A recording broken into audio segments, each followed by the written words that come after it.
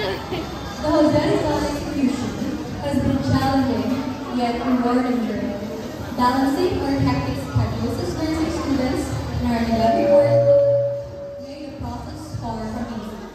We faced numerous struggles, including falling short on time and resources, but we always found ways to rise above each obstacle. What sets us apart from others is the bond we built along the way. We work as one, helping and supporting each other through every challenge, no matter how difficult. Despite the hardships, we created unforgettable memories, playing, laughing, and sharing moments of joy during breaks, to strengthen our unity. These moments of connection became the foundation of an unbreakable camaraderie, providing that teamwork and dedication to overcome anything. For us, being the best is not what matters the most. It's about giving our best and building a stronger bond as a section. We stayed united, avoided conflicts, and supported one another every step of the way. More than anything, we cherish every moment and enjoy the journey together. The ball is in your court. The Jose Rizal execution, directed by Miss Raylin Campbell.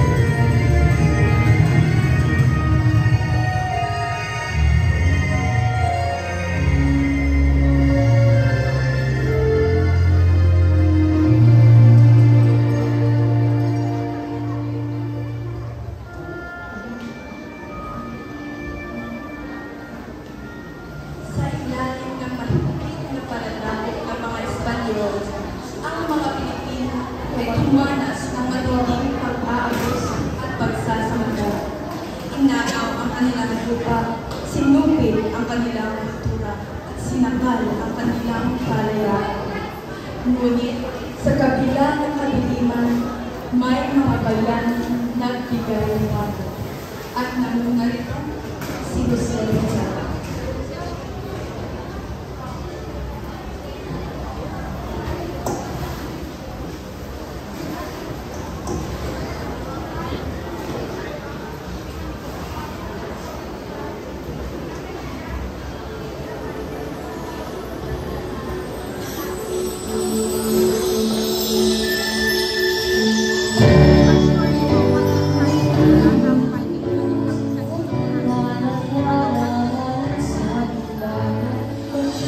ang bayani ng Pilipinas.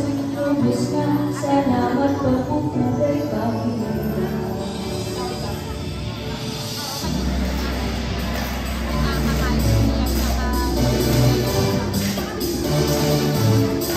Rizal, Masigawan, Ilolo, Kabataan, umangin ang sulat at pahino, ilaban na tayo sa mga mananakot, kabilang bayani ang Pilipinas, halina, sabay na sa sayaw at awit.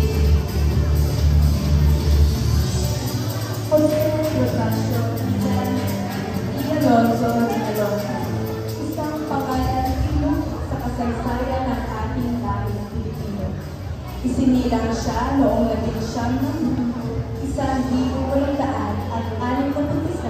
sa bayan ng Calamba, Laguna. Tanyag sa pagiging isang henyong manunulat, manggagamot, pintor at dalubika na naghandog ng kanyang talino para sa kanyang kapwa at Pilipino.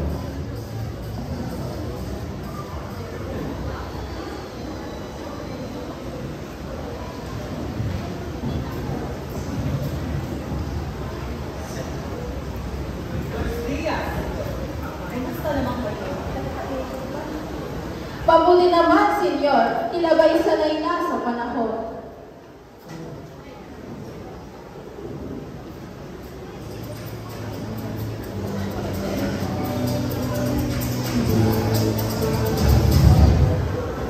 Ngunit higit pa sa kanyang husay sa iba't ibang larangan, si Jose Rizal ay kinikilala sa kanyang makapangyarihang panulat. Mga akdang umisig sa diwa ng bayan. Na nobela ay ang Loli ni Tangere at El Filibusterismo ay naging sandigan ng pagkilos ng mga Pilipino laban sa pang-aabuso ng mga dayuhang maranat.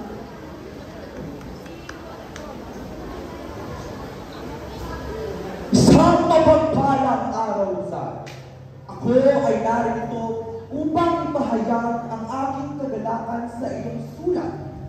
Subalit kapag ito'y iyong ipinakita, tiyak na magagalit ang mga kastilang iyo.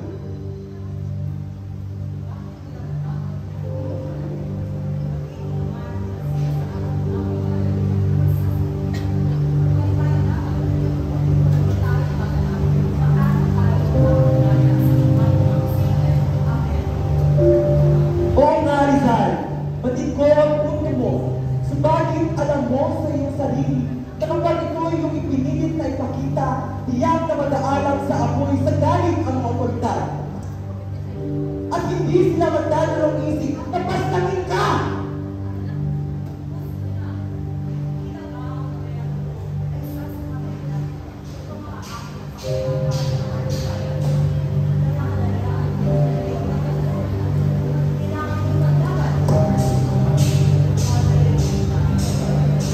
Basta, sinasabihan na kita, mag-ingat ka sa mga galaw mo. Siya nga pala, naibigay ko na ang liham mo para kay Lenore. Magkikita ba kayo mamaya?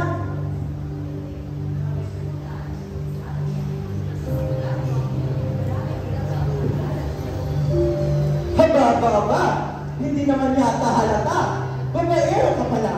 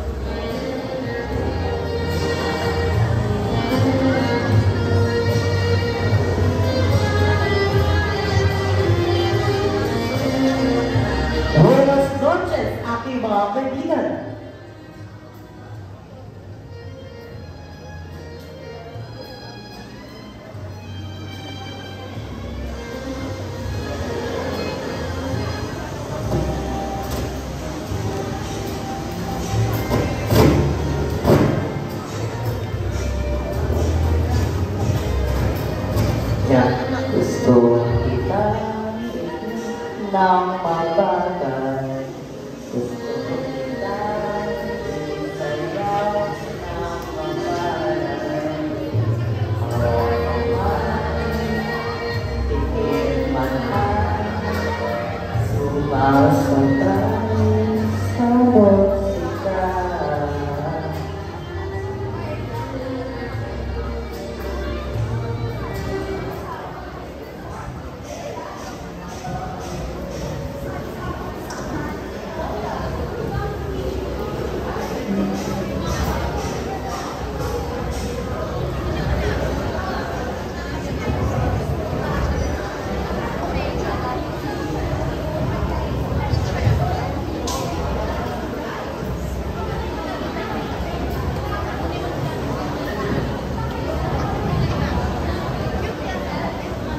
Oo nga, hindi babaero talaga yan sa inuusan.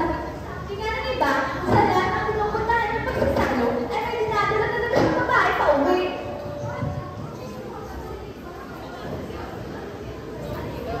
Nagsasabi na naman ako ng totoo. Iwas ka dyan, babaero yan.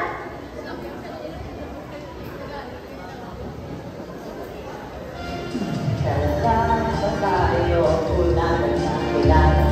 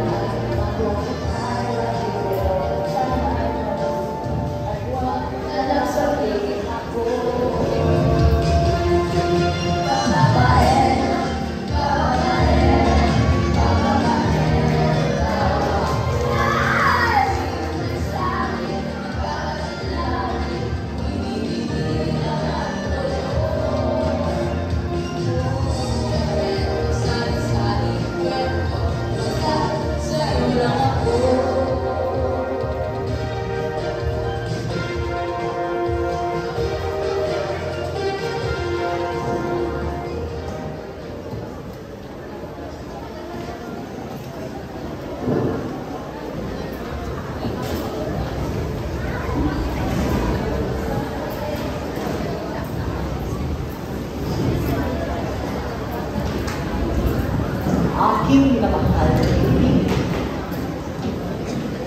Hindi ko akalain na pupunta ka pala sa Salamin. Sana naman ay sabihan mo ako upang nasundo kita sa inyo.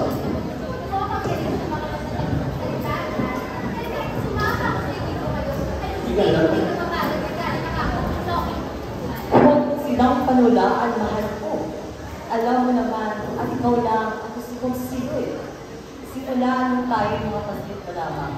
Sana naman, hindi ka magalit sa akin ngayong gabi.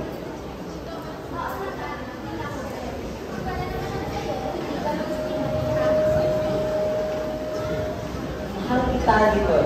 Alina, ihap kita pa uwi. Gabi na. Alam ko maaga ka pa bukas.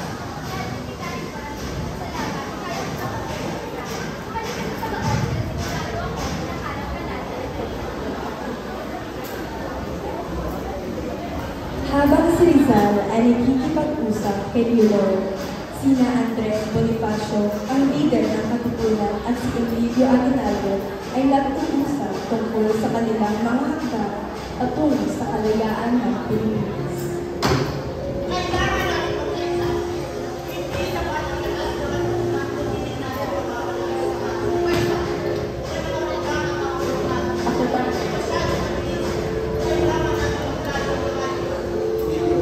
Hindi natin pwede pagbalikan ng ito.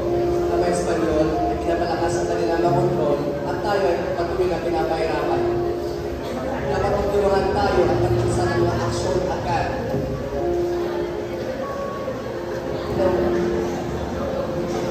Ponyeta, at bumalik ka pa talaga. Akala nang ganun umalis ka na naman kasama yung magandang binibinig. Tama si Andres.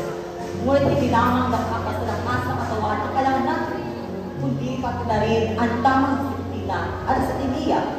Kung gusto natin magtagumpay laban sa Kastila, hindi tayo pwede magpadalos-dalos lamang sa syon.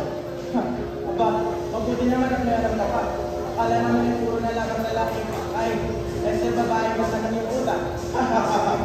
Ngunit sa ngayon ako kay Rizal. Ang ating mga sundalo ay hindi basta-basta may papadala sa mga pangating sitwasyon. Mayroong nararap sana ay para rito.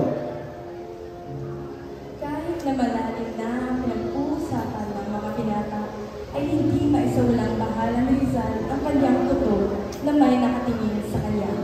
Nang mailipot niya ang kanyang tingin, ay nakita niya ang isang magandang dalaga. O Rizal, saan ka naman pupunta? Di pa tayo tapos dito.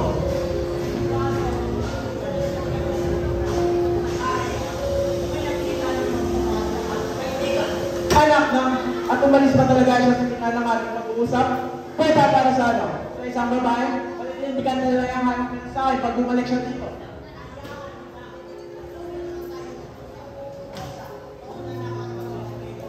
O siya, sige.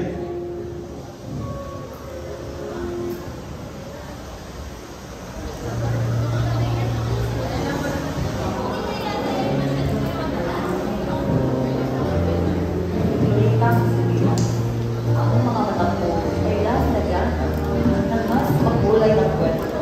Kaysa naman sa pangulang isay.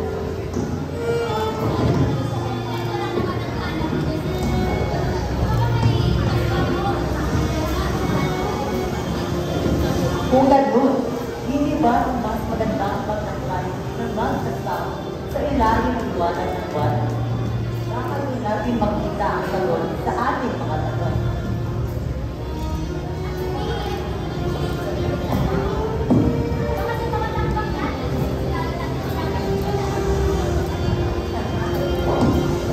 Isipin, wala ang ibang mas maganda. Hindi ang magsimula ng bawat kwento sa isang gabi na tulad nito.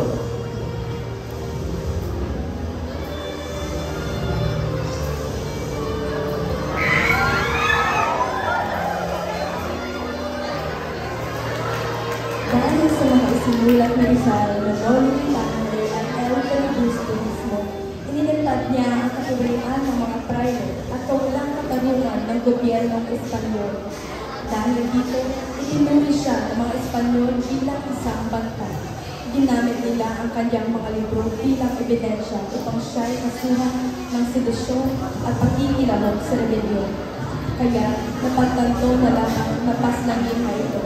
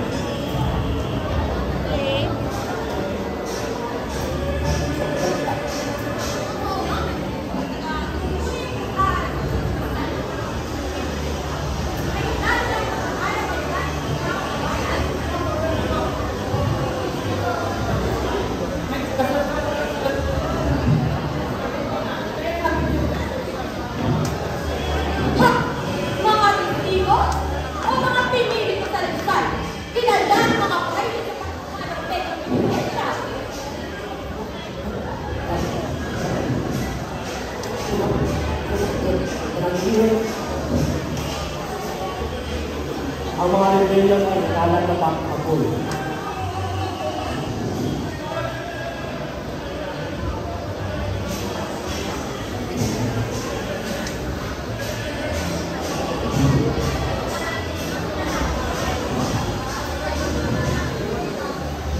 Kapag nandito ito, malaki ang kapalit para sa ating lahat.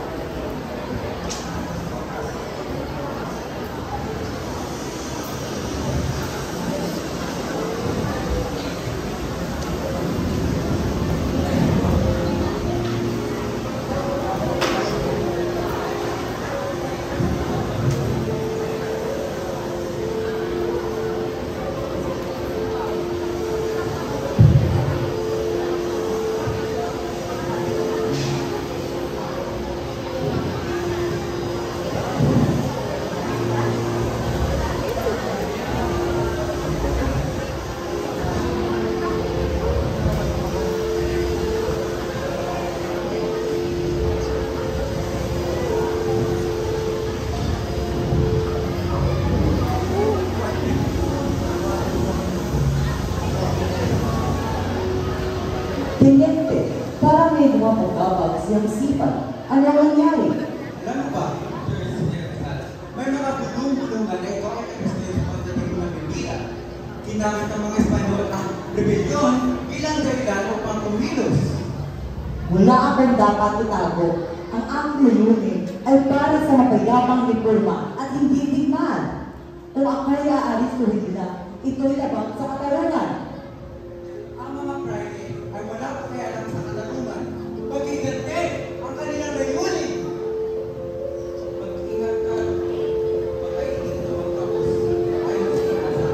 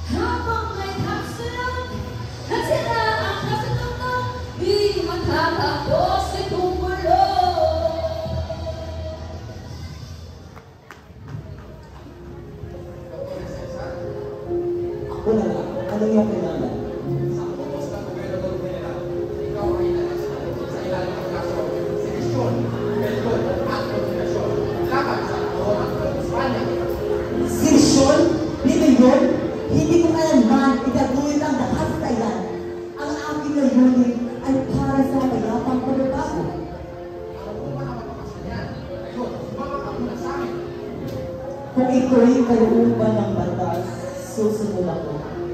Ngunit naway alakhan ninyo na inyong ginagawa ay hindi na katarungan, kundi isang paghatol na walang batayan.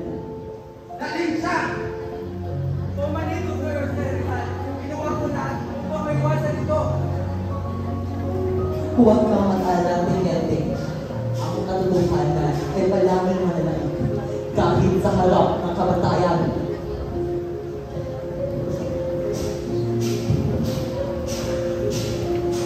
Sa paglalakad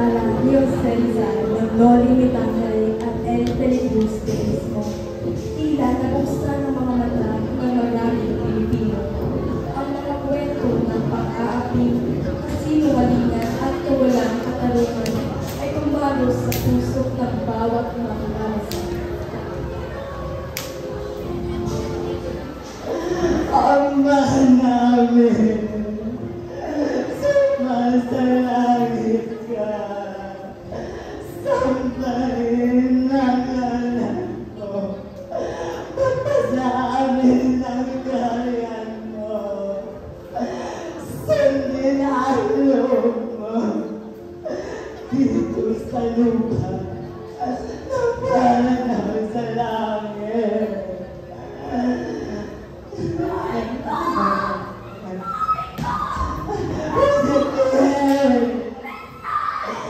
Balikan mo na ako sa buhay.